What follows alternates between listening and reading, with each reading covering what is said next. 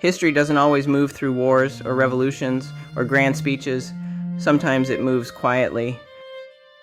Through a decision made centuries ago, through a road drawn on a map, through a painting that never left its owner, we live among the consequences without always knowing why. Why is this here? Who decided this? What nearly happened instead?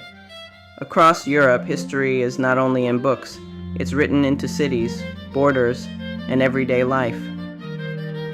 Wild Nomad Films explores the hidden history of Europe, one question at a time, not through spectacle, but through understanding. Because when you understand how the world was shaped, you begin to see the present differently.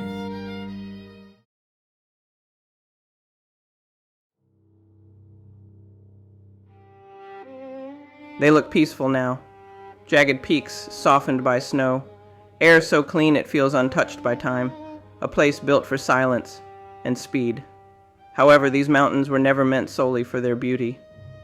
Before the world came to ski here, before athletes raced downhill chasing medals, men climbed these slopes for a very different reason. Not for glory, for survival, because a century ago, the Dolomites were a war zone. When people remember the First World War, they think of mud, trenches, endless gray fields in France and Belgium. Few remember the war above the clouds.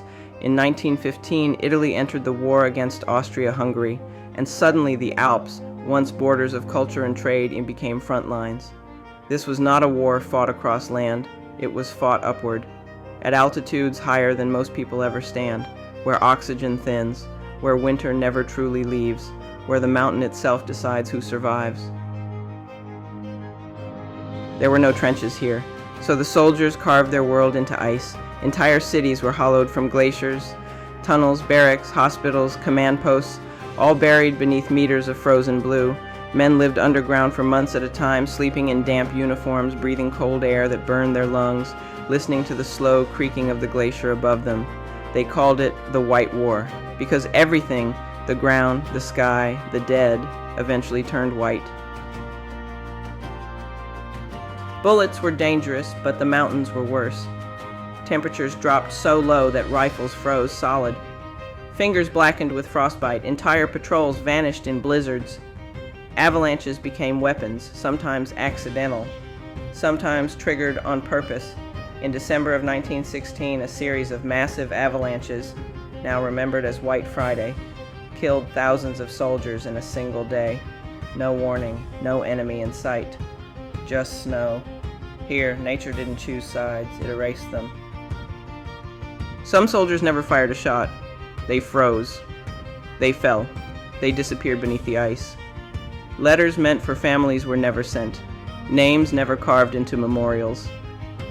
Bodies were never recovered. The glaciers kept them. And for decades, the mountains stayed silent. But ice does not forget forever. As the climate warms, the glaciers retreat, and slowly, carefully, the past begins to surface. Rifles emerge from melting snow, leather boots, helmets, uniforms still buttoned closed. Sometimes human remains, preserved not by intention but by cold. The mountains are giving history back, piece by piece, not as a spectacle but as a reminder.